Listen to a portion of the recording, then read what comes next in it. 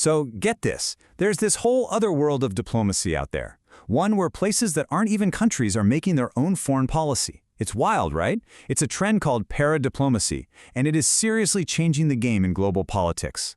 Let's dive in and figure out how it all works. I know, it sounds like something out of a movie, but it's totally real.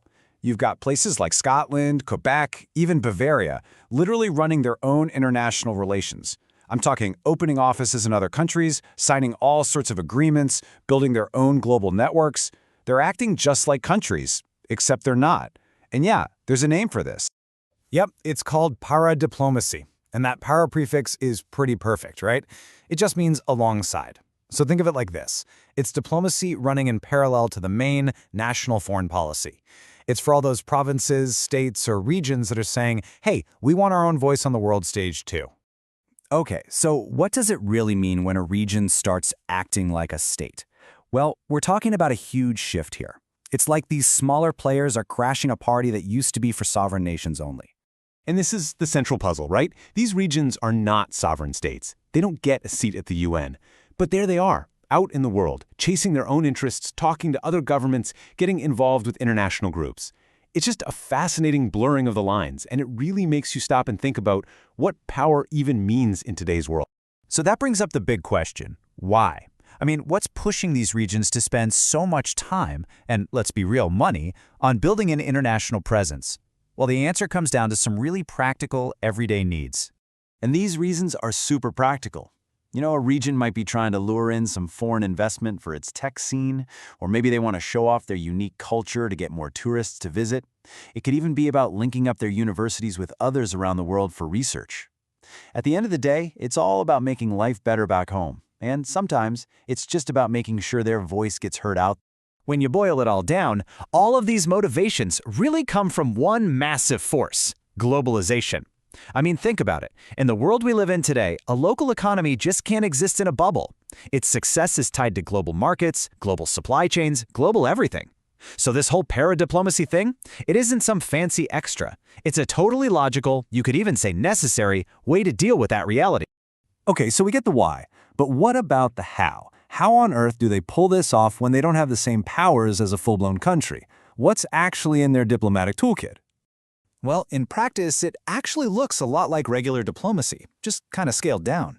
You'll see regions setting up shop with offices in major foreign capitals to look out for their interests. They'll send out special representatives to make connections. And here's the clever part. While they can't sign a legally binding treaty, they use something called a Memorandum of Understanding, or an MOU.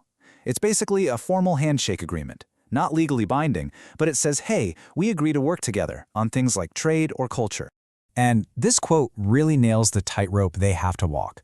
You might walk by one of these offices and it looks just like an embassy. They're hosting events, maybe even flying their regional flag, but they are not embassies. They can't issue you a visa, they don't have diplomatic immunity. They're basically fancy promotional hubs, not official sovereign missions. So that crucial difference brings us to the rules of the game. Because, this para-diplomacy stuff doesn't just happen in a free-for-all. There are some very clear lines drawn in the sand, both legally and politically, that say exactly what these regions can and what they cannot do. And the difference is pretty stark. On the one hand, a region can totally open an office, sign those MOUs we talked about, and send out representatives, but the real heavy-hitting powers of a state?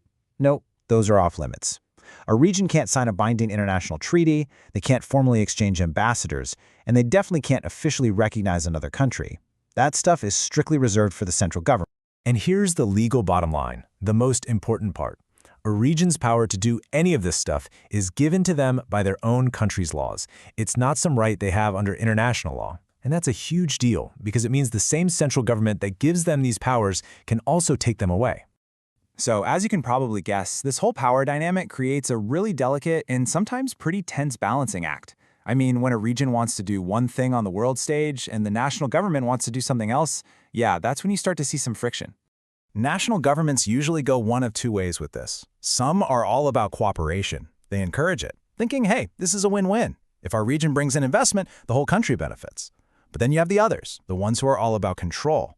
They get worried that a region might mess with national policy or even threaten national unity, so they put a tight leash on everything. And there's no single rule for how this works. It's totally different from country to country, shaped by their own history, their politics, their laws. That balance between letting regions do their thing and keeping them in check is always shifting, always being worked out. All right, so we've covered the what, the why, and the how of pair diplomacy. But let's zoom out. What's the bigger picture here? Why does this whole trend actually matter for the future of global politics? For hundreds of years, diplomacy was pretty simple. It was one layer, countries talking to other countries. That's it. Paradiplomacy adds a completely new layer to the cake. Now you have regions talking directly to the world. And what you end up with is a much more complex, multi-layered system where power and negotiations are happening all over the place, not just in the big national capitals. So I think the biggest takeaway here is this. The old monopoly that countries had on foreign policy, it's broken. It's a super clear sign that power in our world is spreading out, becoming less centralized. At the end of the day, paradiplomacy just completely blurs the lines we thought were so clear. When a region tries to get more jobs for its people, that's not just a local issue anymore. It's become an exercise in international relations. And this leaves us with a pretty provocative final thought.